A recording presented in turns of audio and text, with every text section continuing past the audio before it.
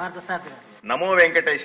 గత వైఎస్ఆర్సీపీ ప్రభుత్వంలో జగన్మోహన్ రెడ్డి గారు ముఖ్యమంత్రిగా ఉన్న సందర్భంలో కలియుగ ప్రత్యక్ష దైవం శ్రీ వెంకటేశ్వర స్వామి కొలువైనటువంటి తిరుమల తిరుపతి దేవస్థానంలో జరిగిన కుంభకోణాన్ని సభ ముందు ఉంచడానికే మాట్లాడుతున్నాను అధ్యక్ష.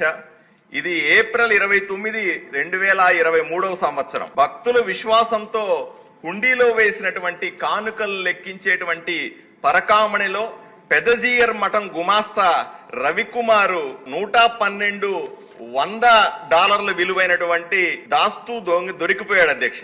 దాన్ని కేవలం 9 నోట్లు మాత్రమే దొరికాయని, అంటే 112 నోట్లు దొరికితే కేవలం 9 నోట్లు మాత్రమే దొరికాయని కేసు పెట్టారు అధ్యక్ష. విజిలెన్స్ వారు పోలీసు విచారణ చేస్తే ఎవరైతే దొంగిలించాడో రవికుమార్ గత 20 సంవత్సరాలుగా ఇలాగే పరకామణిలో విలువైన వజ్రాలు, డాలర్లు, కానుకలు దొంగిలిస్తున్నాడని తెలిసింది. చెన్నై, హైదరాబాద్, తిరుపతి, బొంబాయిలో 100 కోట్ల ఆస్తులు కూడబెట్టాడని తెలిసింది అధ్యక్ష.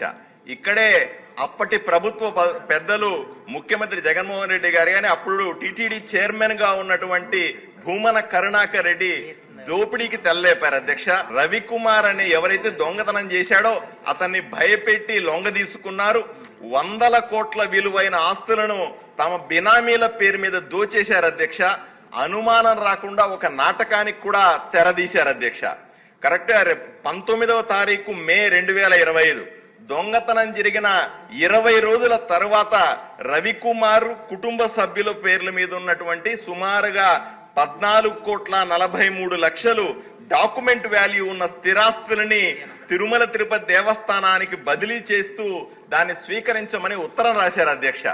దానం స్వీకరించడాన్ని తిరుమల తిరుపతి బోర్డులో పెట్టారు. సమయం లేదని మామూలుగా ఎవరన్నా దానం ఇస్తే పత్రికల్లో ప్రకటన ఇచ్చి స్వీకరిస్తారు. అది కూడా చేయకుండా ఒప్పేసుకున్నారు అధ్యక్ష. కరెక్ట్ గా 3 నెలల తర్వాత అధ్యక్ష ఈ డాక్యుమెంట్ చూడండి, లోక్ అదాలత్ కోర్టులో రాజీ చేసుకున్నారు తిరుమల తిరుపతి దేవస్థానానికి సంబంధించిన విజిలెన్స్ ఆఫీసర్ తో పాటుగా. ఆ కేసును రాజీ చేసుకుని వదిలేశారు కూడా అధ్యక్ష. ఈ వదిలేసే సమయంలో కొసమెరుపుగా అక్కడున్న సీసీ ఫుటేజ్, అంటే దొంగతనానికి సంబంధించిన సీసీ ఫుటేజ్ ను కూడా మాయం చేశారు అధ్యక్ష.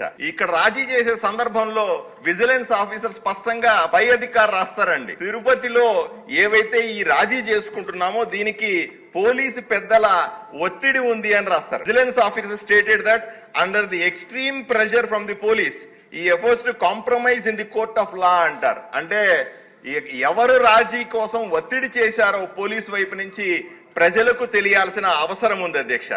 ఈ మధ్యనే ఒక భక్తుడు హైకోర్టులో దావా వేస్తే ఈ కోర్టు లోక్ అదాలత్ లో ఏదైతే రాజీ చేసుకున్నారో దాన్ని రద్దు చేసింది, తీవ్రంగా స్పందించింది. సిబిసిఐడి విచారణకు కూడా ఆదేశించింది అధ్యక్ష. ఈ విజిలెన్స్ నివేదిక ఏదైతే ఉందో దీన్ని పూర్తిగా సీజ్ చేసి కోర్టు ముందు పెట్టాలని ఆజ్ఞ వేసింది అధ్యక్ష.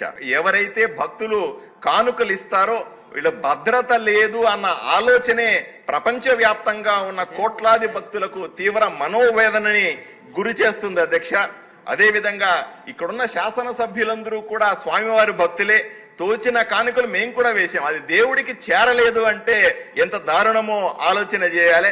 నిజంగా దేవుడికి చేరినాయా, అప్పటి వైఎస్ఆర్సీపీ నాయకుల చేతిలోకి పోయినాయా అని తప్పనిసరిగా విచారణ చేయాల్సిన అవసరం ఉంది. భారతీయ జనతా పార్టీ సభావేదిక మిమ్మల్ని రిక్వెస్ట్ చేస్తా ఉంది అధ్యక్ష, దీని మీద లోతైన విచారణ చేసి దోషుల్ని కఠినంగా శిక్షించాలని కోట్లాది మంది శ్రీవారి భక్తుల వైపు నుంచి కోరుకుంటా ఉన్నాం.